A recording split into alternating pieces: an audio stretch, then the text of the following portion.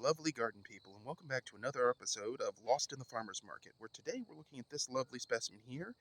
That specimen in the back is Riggs. He's one of the farm cats, and the plant in question in front of you is scientifically known as Plantago major rubrifolia, or red leaf plantain. My neighbors are throwing things. Anyway, it is in the Plantaginaceae family. Plantago itself comes from classic Latin. The word planta, sole of foot, and ago, a sort of. So a sort of sole of foot, and I'm guessing the leaf shape originally looked like that. That's my theory anyway. Don't mind Briggs, he thinks it's mealtime. Anyway, it's hardy in USDA zones 3 through 12B. It is classified as an herbaceous perennial. In colder climates, it will die back to the ground. In areas where there are drought periods or not enough soil moisture to sustain growth and green growth, it will also die back. And in some places here it does that, but generally it is virtually an evergreen. Now, its soil pH preference is 4.8 to 7.3, though it is adaptable to many soil types as long as they're not constantly wet or have standing water. Its sunlight exposure is full sun to partial shade, and its actual height is about 12 inches with a width of 12 inches, 6 to 12 in both cases. This is a rosette forming plant, so we're going to zoom in just a little bit here. In here, all of the leaves come out of a central growing point. The flowers also come out of that central growing point. Now, and they sort of diverge outward in a rosette formation. So there are a lot of plants that actually are sold that are rosette forming. For instance, there are a lot of them in the turf and lawn industry that are like that. For instance, dandelions are technically a rosette forming plant. There are, a lot of the asters that you find growing in your yard fall under this category. Now, this is a biological adaptation to protect them from grazing animals, because the grazing animals get the leaves but not the growing point, which costs critical resources to regenerate a new one, as opposed to the old one losing all the leaves, which is less of a loss. Additionally, this makes them very hard to kill by way of mowing, because the growing point, which is way down here somewhere, won't get hit by the mower blades, which will take all of this off.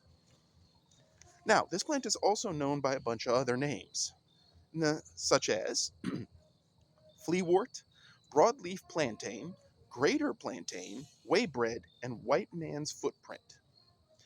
Those last two are of special mention. White man's footprint came about because this plant is not indigenous to our continent, but there are plant relatives in the same family that are and have the same uses. However, this one would spring up around European settlements, and so wherever they went, there it was, by accident or intention. Waybread is because, I'm going to zoom in again actually for this part, little zoom. My camera is not cooperating. There we go.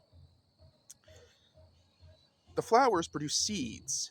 These are flower stalks. The flowers are inconspicuous. They're barely of note.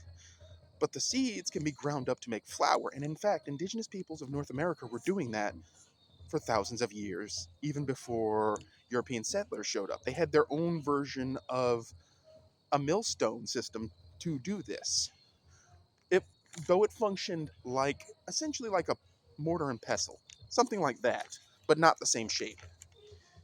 Anyway, here we go.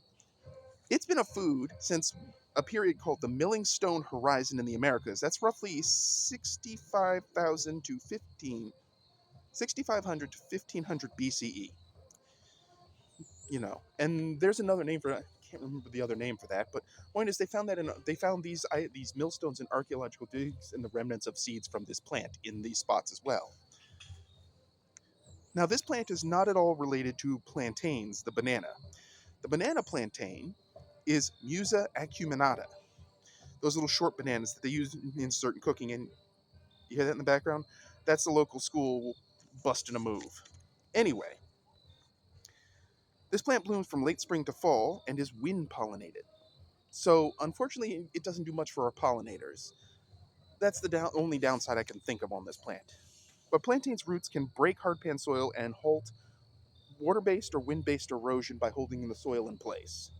Bonus, each plant can produce up to 20,000 seeds. So we're going to zoom back out a little bit. Zoom, zoom. So 20,000 seeds. And this one has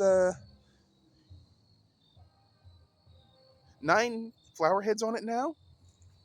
So they are prolific and they do well in this climate. Well, this one's a little fussier than the elkhorn or the buckhorn plantain, which is, I think, one of our native species, if not imported from Eurasia as well. Anyway, the foliage itself is edible and high in vitamins A, C, and K. Sort of like spinach. You use it like spinach. It always comes back to spinach. Spinach is basically the chicken of the plant world. Anyway, young leaves are edible raw, and they're tender. Older ones need some cooking because of these big midribs in here, which, by the way, can be used as a certain type of cordage if treated properly. Oh, Polka wants to be in this one. Hey, Polka, what are you doing? She thinks it's dinner time, too. I'm going to feed them after the filming.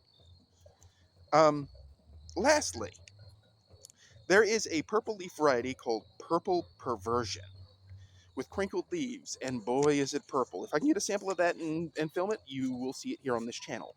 But in the meanwhile, this is Red Leaf Plantain, which I know what some of you are thinking. Why is he covering the red one? What's so special? Well, I'm going to say it has one advantage over the green one. A compound called anthocyanins. It's basically what gives things their color. It makes tomatoes red. It makes blackberries really dark. And it's really good for you. It's an anti-inflammatory and an antioxidant, and it helps shrink tumor cells.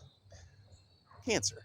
So, anthocyanins in your diet are a good thing. Colorful vegetables are important to your health. So, with that, that's all I have for you on red leafed plantain. If you have any thoughts or comments, please leave them in the comments section. If you like this video, hit like. If you haven't already, please subscribe. It helps the channel grow. And as always, folks, keep them growing. Thanks for watching.